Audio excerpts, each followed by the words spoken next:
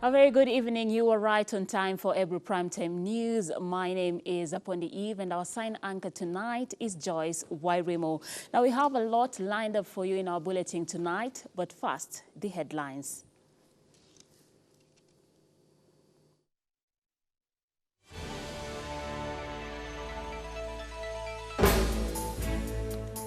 Are the numbers adding up? 4 IEBC officials have raised 4 issues about presidential results. The aggregation of the percentages of the results scored by the 4 presidential candidates who were on the ballot as declared by Mr. Chebukati presented to us a mathematical absurdity that defies logic. Null and void.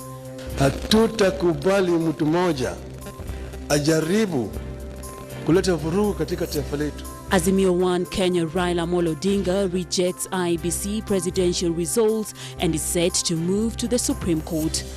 Our view in Azimio is clear. The figures announced by Mr. Chebukati are null and void.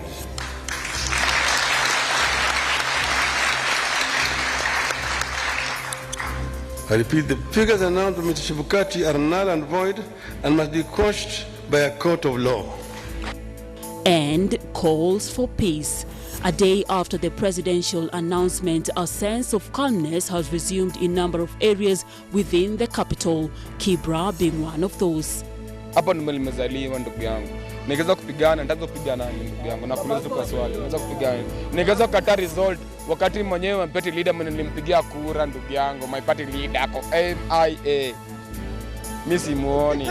Sasa nitaanza. Lazima maisha yaendelee, bado tutabaki tu wale wa Kenya. So, Kenya inaomba amani tu ndio tudumu, hata huyo mwenye amechukua akiendelea. Tutamfuata tu, lakini atuone tu kama sisi pia ni wana Kenya.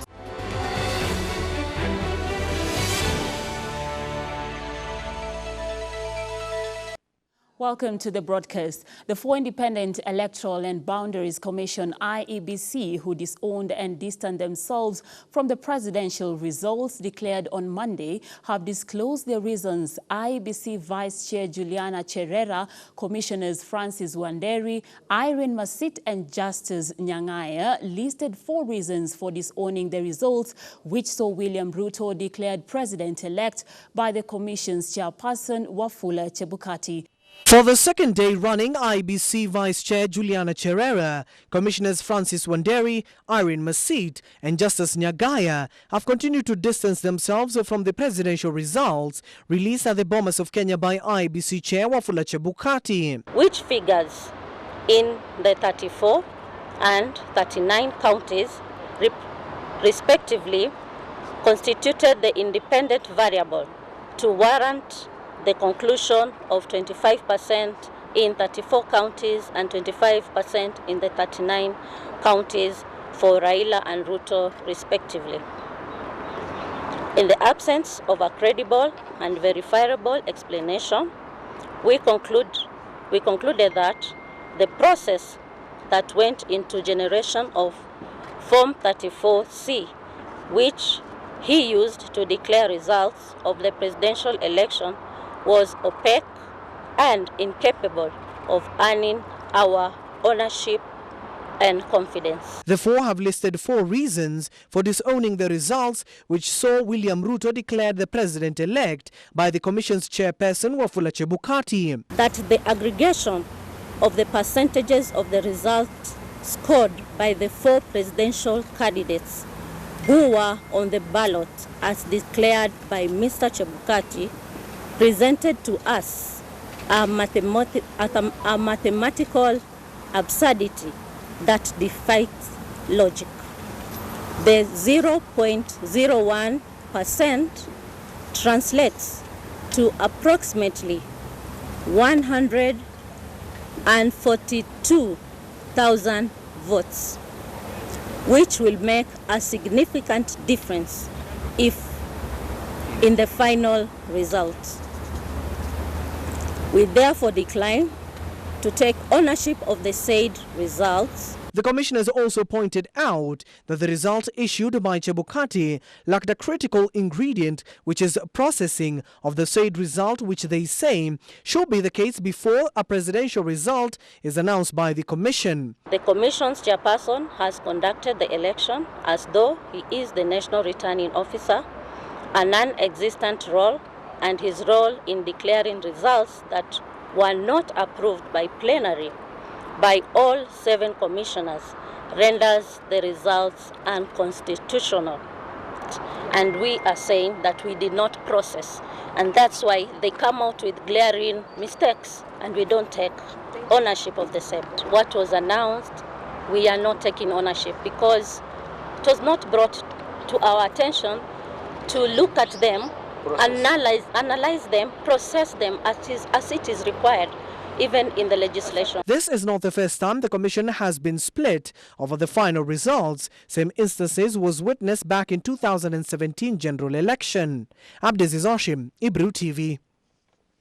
Now moving on, Azimio la Umoja presidential aspirant Raila Odinga is heading to the Supreme Court of Kenya to challenge the presidential results announced by the IEBC chair Wafula Chebukati. Speaking in Nairobi on Tuesday, Raila said he will exploit all available legal options to shoot down the results announced on Monday. He faulted Chebukati for bullying his way to announcing the results without seeking the input of IEBC commissioners.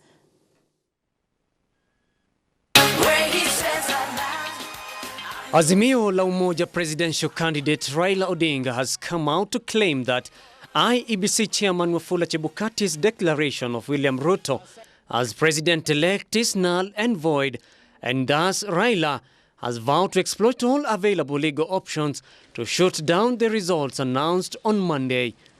Our view in Azimio is clear. The figures announced by Mr. Chebukati are null and void.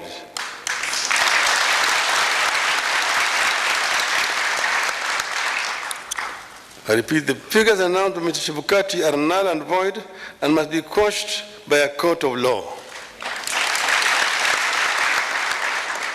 It is not up to us to decide whether Mr. Chebukati has committed an offense.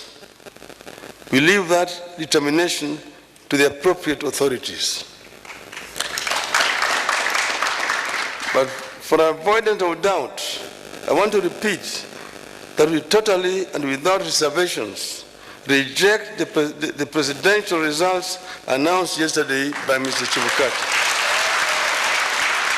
Speaking Tuesday at the KICC, Raila said that Chebukati has no absolute power over other commissioners, saying Chebukati and the tiny number of commissioners have no legal mandate to pronounce rulings of the IEBC. Raila said IEBC chairperson was flanked by 3 of his colleagues, Francis Wanderi, Irene Masit and Justice Nyangaya. Thus, he had no legal power to proceed with the announcement.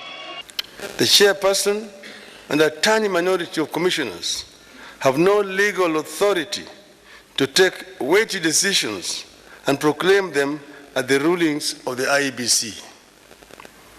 The law on the IEBC provides that unless a unanimous decision is reached, a decision on any matter before the Commission shall be by a majority of the members present and voting. Raila alleged that the Kenyan democracy has been interfered with, giving an example of the past events that led to sporadic post-election violence in several parts of the country.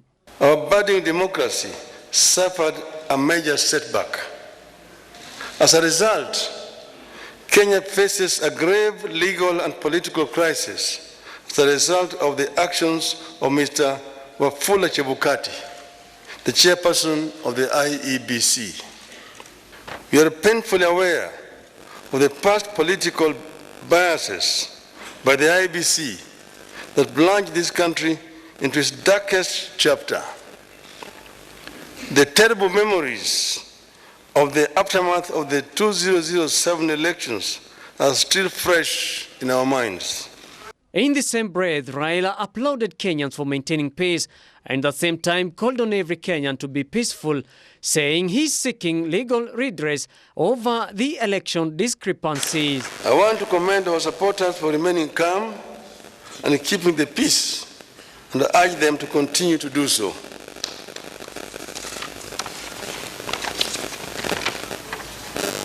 Let no one take the law into their own hands.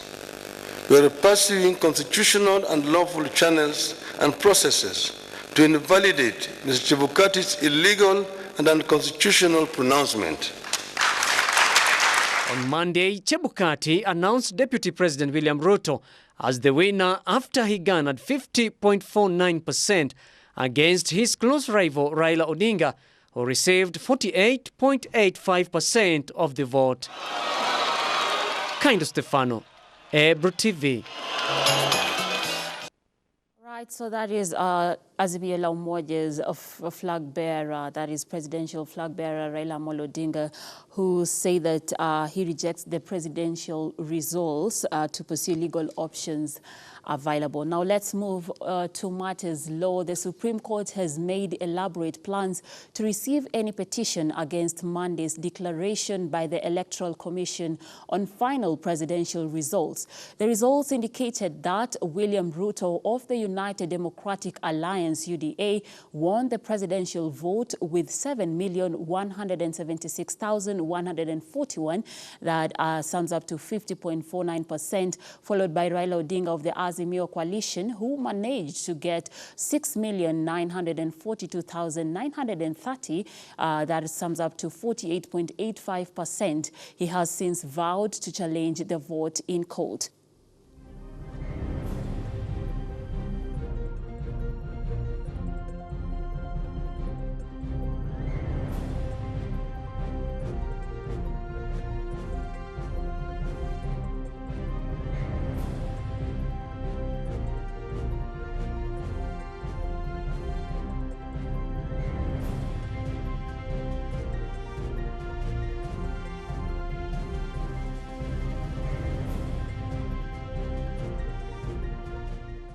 Well, moving on, the National Security Advisory Committee has urged Kenyans to resume their daily activities as the government continues to ensure the entirety of the country is safe and secure.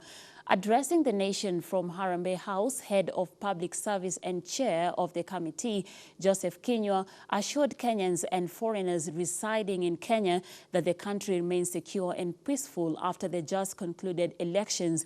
He added that the National Security and Advisory Committee held a meeting Tuesday morning to assess and consider the security situation in the country. Consider the security situation in the country. On behalf of the National Security Advisory Committee, I'm pleased to confirm that our nation remains peaceful and secure. We laud all Kenyans for a high sense of civic duty and for demonstrating tremendous patience as we waited for the declaration of the presidential election results. We also appreciate the National Police Service and all other security agencies for the tremendous work they did in maintaining law and order during the election period. The declaration of the presidential election results sets in motion other constitutional processes for the transition going forward. Finally, the National Security Advisory Committee wishes to assure all Kenyans and all other persons resident in our nation that the government has and continues to take all necessary measures to ensure that the entirety of the country is safe and secure. I therefore call on all Kenyans and the business community to resume their normal daily activities and get back to the business of building our great nation. I thank you all. God bless you, and God bless our beautiful country, Kenya. Thank you. All right, now a day after the results of the presidency were announced at the Bomas of Kenya, Kenya has witnessed calmness in areas that were thought to be affected by violence. Ode Francis visited Kibra Street, which is known as Raila Odinga's stronghold, to check the situation, and for the first time, things are different. Have a look.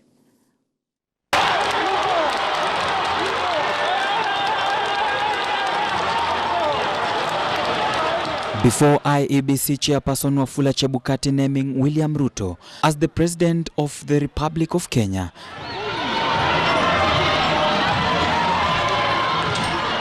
leaders in Bomas of Kenya drawn from the Azimio wing seemed to start a brawl in front of the diplomats, observers and journalists, a situation that seemed to be worrying for Kenyans. But for ordinary Kenyans, it's now a different story. The area that for many years after every election has been known as the area of violence, now the situation has changed. Siasa ukabila iliisha. Sisi ukabila iliisha. Vijana tuligutuka kitambo, sasa ni kura. Ndugu zangu bana, vita tupigani. Mwenye anangoja ukongoja Kibera wake moto. Wakenya Wakenya hii ni Kibra. Mtanangoja Kibera wake moto, mtangoja.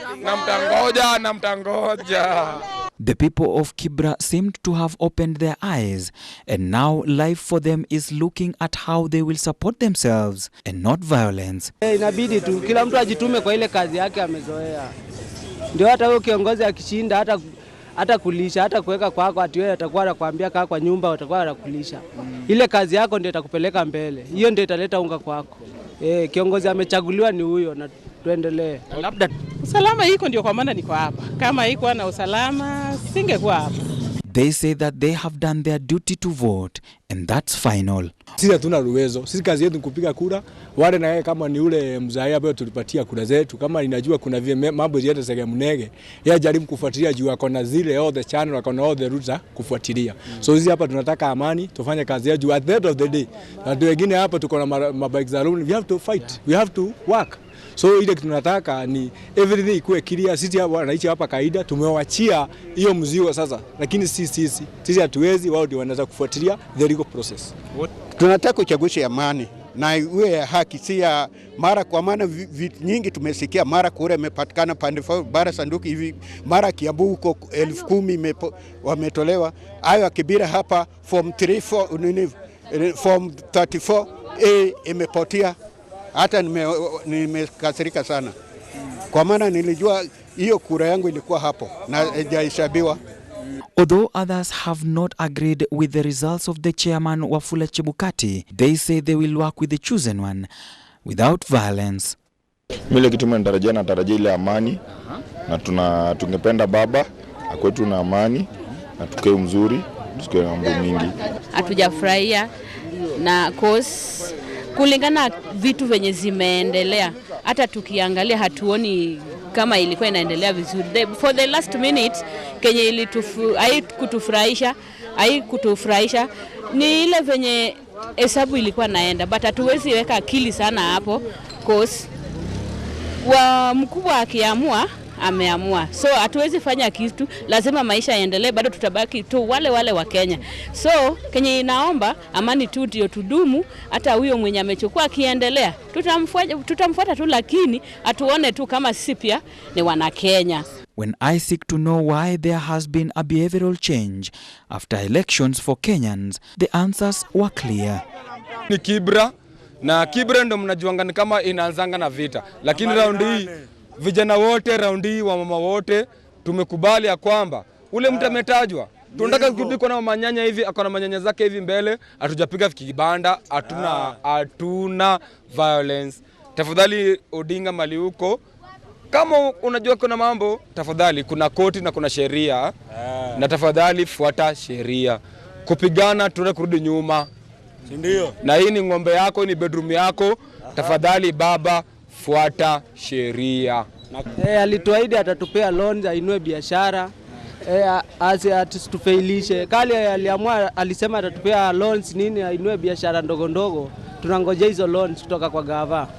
This comes after the newly elected William Ruto, in his speech after being declared the winner, said that he has no grudge against anyone and promised to work with his opponent, Raila Amolo Odinga. I want to promise that I will work with all elected leaders and all leaders in Kenya so that we can fashion a country that leaves nobody behind. Raila, on the other side, in his first speech after the elections, has urged Kenyans to be calm while his team seeks legal justice. Sisi wana Kenya na wana Azimio tunapenda amani. Tunapenda umoja wa Kenya. Tunataka kuona kama Wakenya wameungana kama kitu kimoja. Ndio tunaongea juu ya Azimio la Umoja. Hii Kibera ni Bombolulu, sawa? Hakuna mahali mimi najua apart from hii area. Huko mimi nimezaliwa, mamangu ndio yule anauza fish pale. Ndio mamangu, sawa? Hapa ndio nimezaliwa ndugu yangu. Nikianza kupigana, nitaanza kupiga nani ndugu yangu? Na kuuliza tu kwa swali. Naanza kupigana. Nikianza kukata result wakati mwenyewe party leader mwenye nilimpigia kura ndugu yangu, my party leader ako MIA. Mimi simuoni. Sasa nitaanza aje? Now, it is a place where many thought that we will have a lot of fracas in this area, people rioting left, right, and center. But in Kibra, nothing is happening, all is calm. And many, remember, this is a place where Raila Amolo Odinga's supporters come from. But they have decided that calmness and peace prevails. From Mashimoni, Kibra, I'm Ode Francis. Thank you so much, Ode Francis, for that exclusive. Now, you know, Kibra residents have just affirmed that violence should not be the order of the day. So let's just take a short breather. We'll be right back.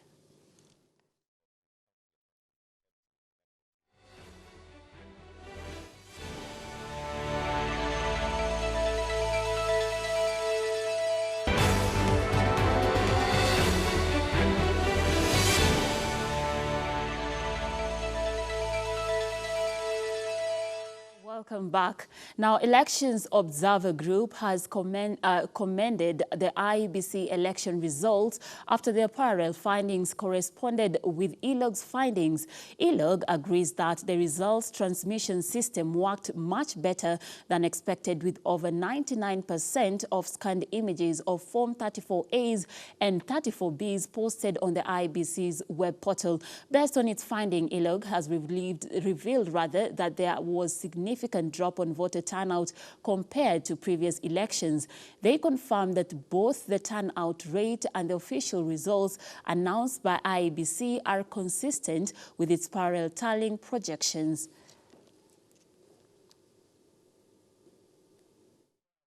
Hours after IEBC Chair Wafula Chebukati announced the August 9th presidential results, ILOG Chairperson Anne Ireri said that based on the parallel vote tabulation PVT, their numbers match with the official figures released by the IEBC Commission, noting that the margin of error of the PVT result can be thought of as a range within which the true results should fall. ILOG's PVT estimates are consistent with IEBC's official results for the 2022 presidential election.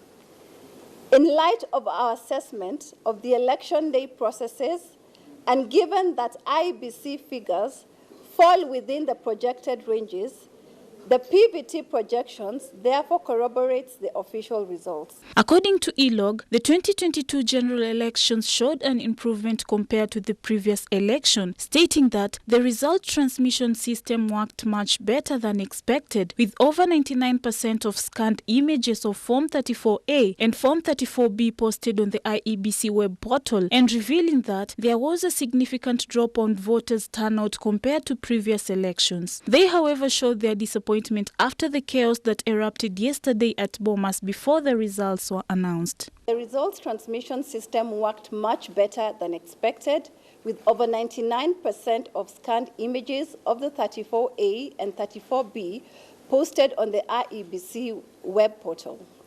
However, we are extremely concerned about the chaos that broke out at the National Tallying Center at Bomas of Kenya, as well as a split within the IEBC, leading to some commissioners to quit from the tallying process and issue their own statements prior to the announcement of the presidential results. The 2022 general elections registered improvements from the 2017 process and culminated in an enhanced, open and secured results management process. They have, however, called on Kenyans to remain calm and maintain peace and order and urged all leaders to solve their differences without violence, especially matters concerning the presidential results. ILOG therefore calls on all Kenyans to remain calm and maintain peace under the circumstances.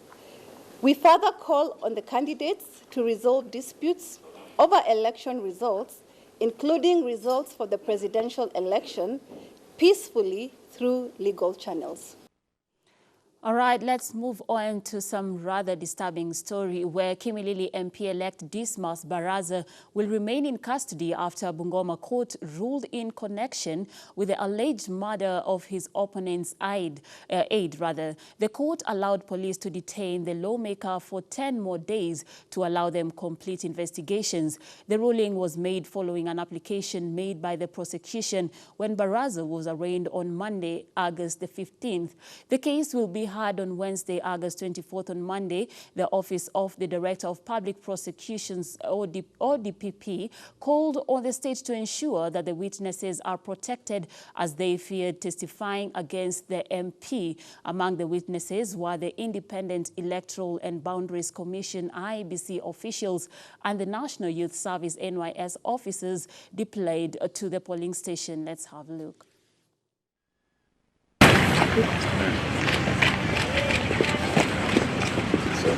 Embattled Kimilili Member of Parliament-elect Dismas Baraza will have to spend more 10 days in custody to allow the investigation into a murder case to be completed. According to the Office of the Directorate of Public Prosecution, ODPP, the days will see more witnesses, including IEBC officials and NYS officers, recording the statement on the case. Mimi ni mwanapatholojia.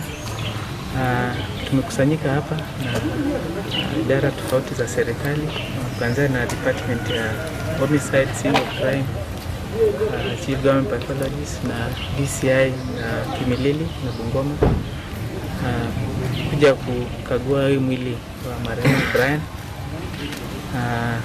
Pia tumekuwa na pande ambazo zimehusika na hii mwili, zimeleta madaktari wao, familia pia wameleta madaktari wao, ndio tufanye shughuli leo kwa pamoja, na tumetumia masaa 2.5 tumekubaliana kwamba Brian aliaga kufuatia majeraha mabaya kichwa ndio kutokana na risasi ambayo ilikuwa imepatikana katika ubongo wake upande wa kulia. Tumechukua ripoti, tumenakili hizo specimens tofauti tumepeana kwa homicide waendelea na uchunguzi. The case is now set to be mentioned on August 24th. Baraza was on Monday arraigned at the Bungoma Law Courts for murder charges, where the hearing was conducted online. The Kimilili Member of Parliament-elect is accused of shooting dead Brian Olunga, who was one of the bodyguard of his main rival for the Kimilili Member of Parliament seat, Brian Khaemba. The police reports say that Khaemba had gone to Chepkwabi polling station at around 6 p.m. on August 9th to follow up on the tallying of votes process. It is where he bumped into Baraza at the polling station, and scuffle soon ensued between the pair, prompting Khaemba to leave the said polling center. Khaemba made his way to his vehicle, but Baraza followed him in the company of 4 men and ordered them not to allow Khaemba to leave. The MP has, however, distanced himself from the allegations that he had knowingly opened fire and killed Olunga in a cold blood, instead insisting that the events of the day of the said incident remain blurry even to him. Davis Mberia, Ebru News.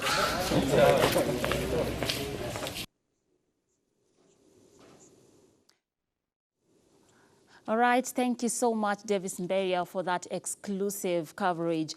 Now, let's get to hear some of the reactions from residents of different counties after President-elect William Ruto, that is the elected president, William Ruto, was declared the winner for 2022 general election. Ongeza zaidi William Kipchirchir Samoei Ruto, rais wa 5 wa Jamhuri ya Kenya, na inshallah katika wiki 2-3 tutamwapisha kuwa rais na Kenya itabadilika. Na mimi nimemwambia tayari lazima turudishe bandari, watu wa Mombasa tusirudi upinzani, tukacheza kiholela, tukacheza ngoma na starehe, kila wakati ikawa ni hiti na kile, tuambedeshwa madansi na Katirina, tuingie ndani ya serikali na sisi pia tuwe na ushirikiano, na sisi pia tuweze kuleta natija kwa watu wetu.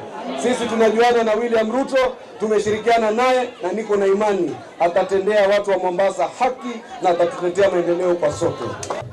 Sasa nawaomba watu wa Mombasa, vile tulivyoweza kumngoa Uhuru Kenyatta na mabepari wengine huko national, japokuwa William Ruto ameonyesha heshima, sisi pia tuko tayari kuang'oa hawa mabepari wa hapa. Na waomba watu wa Mombasa, musiweke Katrina part 2, musiweke project, musiweke mtu ambaye hajifahamu. Kwa majina najulikana kama Joshua Njero Kidhure. Mimi nimetoka Mlima Kenya, lakini kazi huwa tunafanya hapa Mombasa. Tunafurahia sana watu wa Tharaka Nithi, watu wa Mombasa, watu wa Machakos, watu wa Kisumu wanapata kiongozi ambaye hataki ukabila, kiongozi ambaye anatambua kila mtu, kiongozi ambaye anampenda Mungu, na tunasema huyu ndio kiongozi ambaye ataleta maendeleo mpaka hapa mashinani. Wengine wetu manduka zimefungwa kwa sababu ya serikali ambayo imekuwa imetunyanyasa, hatuwezi fanya. Okay, so those are residents of Mombasa, but not Garissa, as I earlier said. Now, I want us to traverse Nakuru County, that is and get to hear what people in Naivasha constituency had to say about Ruto's win.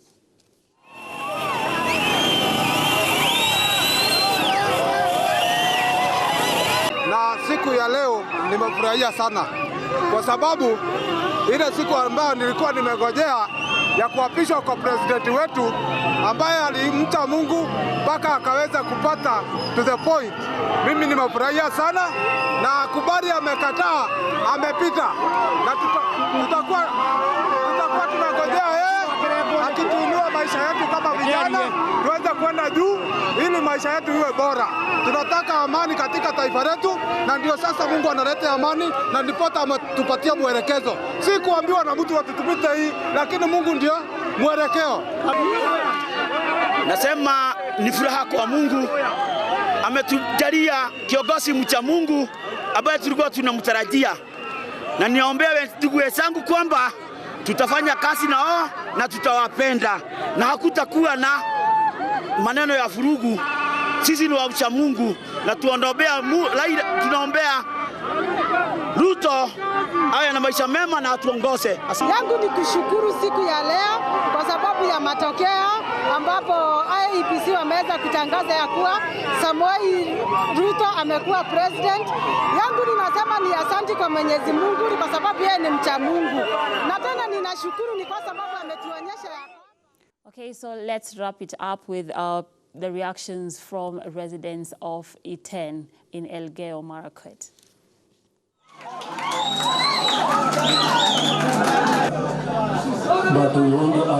Naitwa Daisy. Nashukuru Mungu sana kwanza kwa kupata president kama Ruto. Ruto tumekuwa tukimwombea sana na tunashukuru Mungu sana. Yeye ametubadilisha uchumi ya Kenya na tunafurahi sana. Kama mkazi wa Iten, kwanza mimi kama youth, I'm so happy. I'm so happy. Mkimbiaji, ningependa president ambaye anakuja kukaa katika kiketi kwa wakati wa sasa ajaribu kutumalizia kiwanja yetu ya Kamarin. Hiyo ni ombi letu. Well, thank you so much for staying with us till the end. My name is Apondi Eve, and our sign anchor tonight has been Joyce Wairimo. Thank you so much, and thank you for our team behind the scenes. We have the directors, we have the camera persons, we have the team at the gallery, and we have everybody who made this bulletin a success. So do continue enjoying our programming. I hope you have a good night. Till tomorrow, good night.